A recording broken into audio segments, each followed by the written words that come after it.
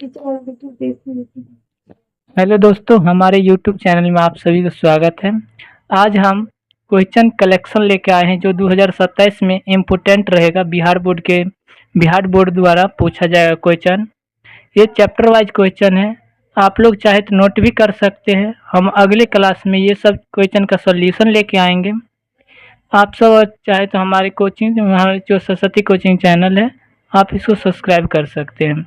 चलिए हम question wise देखते हैं। अभी तो हम सॉल्यूशन नहीं कर सकते, वैसे आपको क्वेश्चन से रूबरू करा दूं कि देखिए, पहला क्वेश्चन है यूक्लिड विभाजन एल्गोरिथम का प्रयोग करके 867 और 255 का महत्तम समावर्तक ज्ञात करें।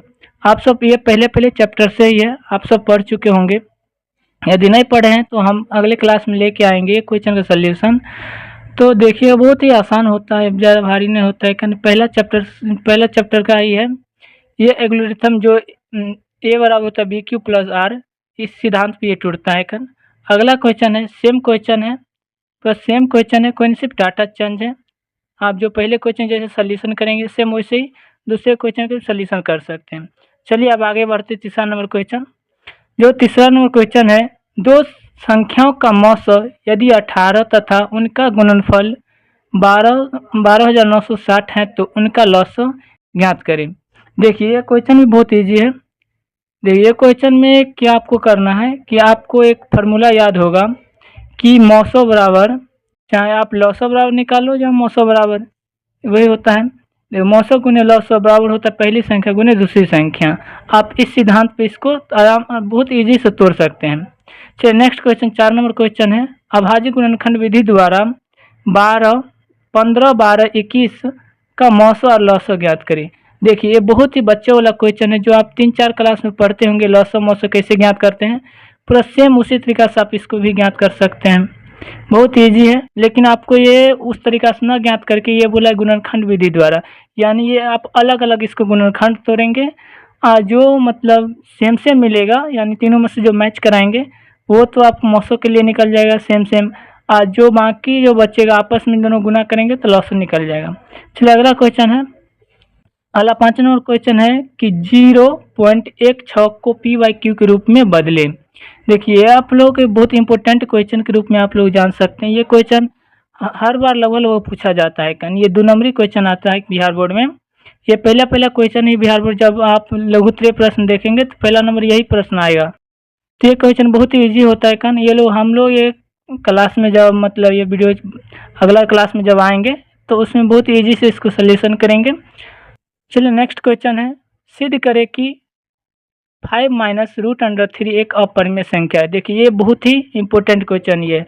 इसको आप लोग के 6 नंबर क्वेश्चन को आप बिल्कुल याद करके बढ़िया से सीख करके ही अपना तैयारी करके रखना है। ये बहुत ही इंपॉर्टेंट क्वेश्चन है जो हर बार पूछा जाता है बिहार बोर्ड में। नेक्स्ट क्वेश्चन है 7 नंबर, एक द्विघात, यानी इसमें लिखा जो है द्विघात बहुपद x² - 2x - 8 की गुण संख्याओं का गुणांक ज्ञात करना है। ये देखिए, ये बहुत ही क्वेश्चन है, बहुत इजी क्वेश्चन है। आप लोगों को ये क्या करना है, इसमें होता है कि पहला में जो अंक रहता है उसको लास्ट से गुना करना होता है, और जो लास्ट वाला गुणनखंड तोड़ के इसको फिर विभाजित करना होता है। दोनों के साथ में गुना करके देखना है कि लास्ट वाला पूरा है कि नहीं पूरा है। बहुत ईजी क्वेश्चन है। आप इसे कॉमन लेके भी बना सकते हैं।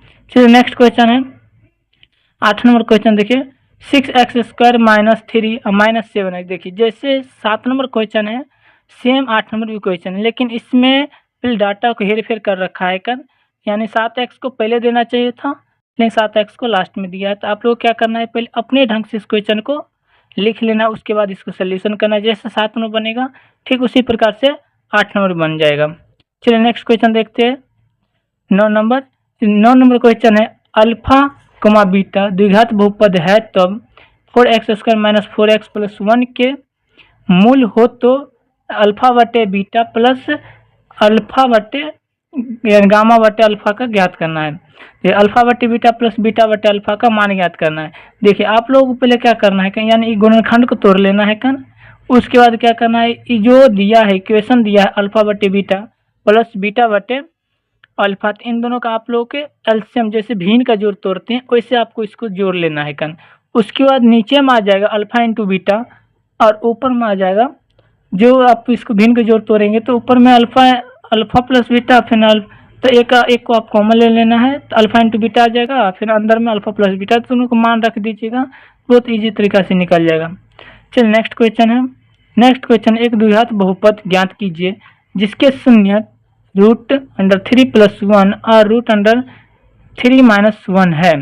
देखिए आप लोग इसको क्या करना है, एक द्विघात बहुपद ज्ञात करना है। जो द्विघात बहुपद का आप लोगों को शून्य याद होगा, उस शून्य पर सिर्फ इसको मान ज्ञात करके उस पर बैठा देना है। चलिए नेक्स्ट क्वेश्चन है, 11 नंबर क्वेश्चन है कि बहुपद 4x² - 8 के गुणन शून्य ज्ञात कीजिए।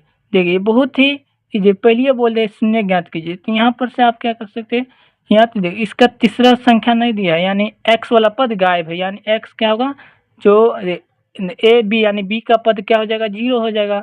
आप ऐसे भी डायरेक्ट लिख सकते हैं कि 4x² - 8 = 0, वहाँ से जो x का मान निकाल सकते हैं। नेक्स्ट है ग्राफीय विधि द्वारा हल करें। देखिए ये गुणन 12 नंबर जो सवाल है आपको एक ग्राफ ज्ञात करना है ग्राफीय विधि द्वारा, ना कि इसको गुणनखंड ज्ञात करना है। इसको क्या करना है, ग्राफ विधि द्वारा इसको हल करना है। ग्राफ विधि बहुत इजी होता है यहाँ तो पहले x के मान ज्ञात करो तो y में रखना है, तो y का मान ज्ञात करोगे तो x में रखेगा, बहुत इजी तरीका से आ जाएगा। चलिए नेक्स्ट क्वेश्चन है, जैसे 12 नंबर बनेगा नेक्स्ट वैसे ही 13 नंबर बनेगा, वो भी सेम क्वेश्चन ही है। 14 नंबर भी सेम क्वेश्चन है, इसमें भी आपको गुणनखंडी ज्ञात करना है ग्राफीय विधि द्वारा, यानी एक तरह से समझ सकते हैं। ये सब इम्पोर्टेंट क्वेश्चन, ये हमेशा 5 नंबरी में आता है क्वेश्चन, आप लोगों के याद रखना। ये दीर्घ उत्तरीय प्रश्न है यानी आपको ये 12, 13, 14 और 15 ये बहुत ही इम्पोर्टेंट क्वेश्चन है, आप लोगों की इसको याद ही करके रखना है, जैसे भी सीख के अच्छे से रखना है। चलिए नेक्स्ट क्वेश्चन 16 नंबर। 16 नंबर में बोला है निम्नलिखित समीकरण को प्रतिस्थापन विधि से हल करें। कौन सी विधि से बोला है, प्रतिस्थापन विधि से। ये बहुत ही इजी होता है इसमें क्या होता है कि पहले यहाँ तो x वाले को बचाओ, यहाँ तो y वाले को बचाओ। यदि x वाले को बचा रहे हो तो y वाले को उस साइड भेज के फिर नेक्स्ट समीकरण में इसी का मान रख देना है यानी इस प्रकार से आप लोग निकल जाएगा। यानी 16 नंबर भी इम्पोर्टेंट क्वेश्चन है, ये हमेशा 2 नंबरी में आता है आप लोग याद करना। 16 का जो ये मतलब दूसरा नंबर क्वेश्चन है, ये बहुत इंपॉर्टेंट क्वेश्चन है, इसको सीख लेना है। और इसमें हो गया आपका तीसरा नंबर भी क्वेश्चन ठीक ठाक है ये भी आप लोग सीखना, लेकिन इजी क्वेश्चन है, अच्छे से आप लोग याद रखना चाहिए। 17 नंबर क्वेश्चन, 17 में बोला निम्नलिखित समीकरण को प्रतिस्थापन विधि द्वारा हल करना, यानी जैसे आप लोग 16 सीखेंगे ठीक उसी प्रकार से 17 आप लोगों को बन जाएगा। चलिए नेक्स्ट क्वेश्चन है, तो आप लोगों का नेक्स्ट 18 नंबर क्वेश्चन। देखिए 18 नंबर क्वेश्चन आप लोगों का है जो एक एपी चैप्टर से आया है आप लोग भी पढ़े होंगे, ये 5 नंबर चैप्टर है जो इस क्वेश्चन का मान बोला है ये बहुत इंपॉर्टेंट क्वेश्चन है। एपी 9, 13, 17, 21 का 20वां पद ज्ञात करना है। यानी आप ये देखो, ये तो हो गया पहला पद 9, दूसरा पद 13, तीसरा पद 17, फिर चौथा पद 21। यानी आप देखो आप लोगों से पूछा कौन है 20वां पद, यानी 20 नंबर पे क्या है। यदि जैसे कि 4 नंबर पे 21 आ रहा है तो इसी प्रकार से गिनती में जाएंगे तो 20 नंबर पे कौन सी संख्या आएगा, उस संख्या हमको बतलाना है। तो देखिए अब इसमें तो बहुत इजी क्वेश्चन है आप लोग डी ज्ञात कर लेना है उसके बाद डी ज्ञात करने के बाद एनवां पद ज्ञात कर लेना। एनवां पद यानी 20वां पद ज्ञात कर लेना है। 20वां पद में आप लोग पहले ए पद ज्ञात कर लोगे, उसके बाद जो डी पद यहाँ से ए पद ऑलरेडी 9 है और डी निकालोगे, यानी A2 माइनस में A1, यानी नेक्स्ट वाले में से पहले वाले को घटाना होता है यानी आप लोग यदि 9 में से 13 यानी 13 में से 9 को घटाएंगे जो बचेगा वो डी का मान होगा।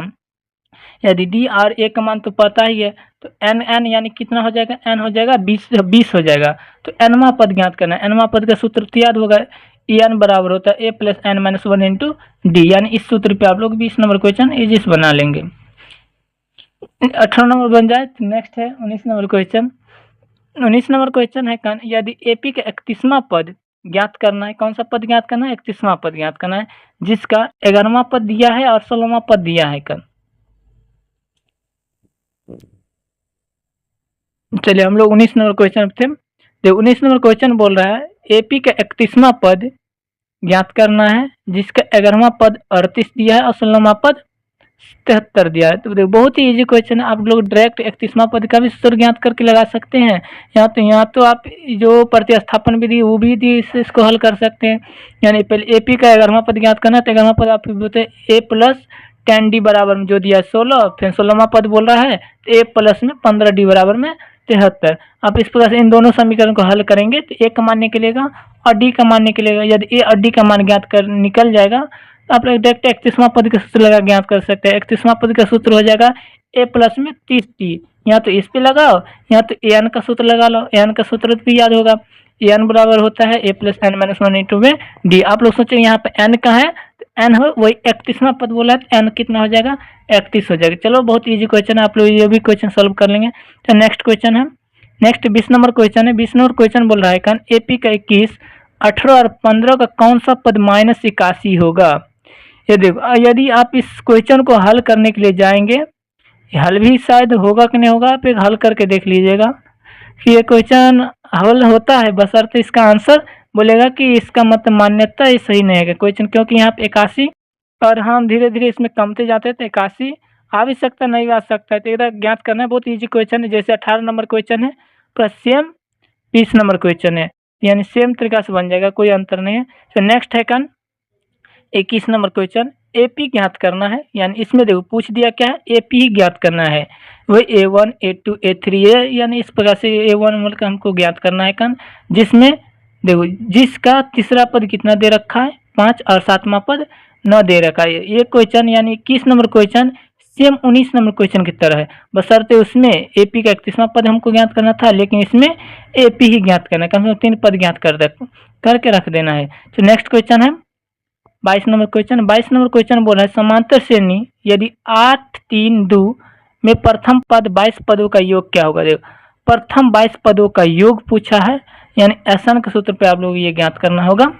चलिए नेक्स्ट क्वेश्चन है 23 नंबर क्वेश्चन। आज हम 25 नंबर क्वेश्चन तक देखेंगे, उसके बाद नेक्स्ट क्लास में हम इसको सोल्यूशन लेके आएंगे 25 क्वेश्चन तक के। चलिए 23 नंबर क्वेश्चन है कि एक त्रिभुज ABC के शीर्ष बिंदु A का इतना दे रखा है, B का इतना दे रखा है और C का इतना दे रखा है।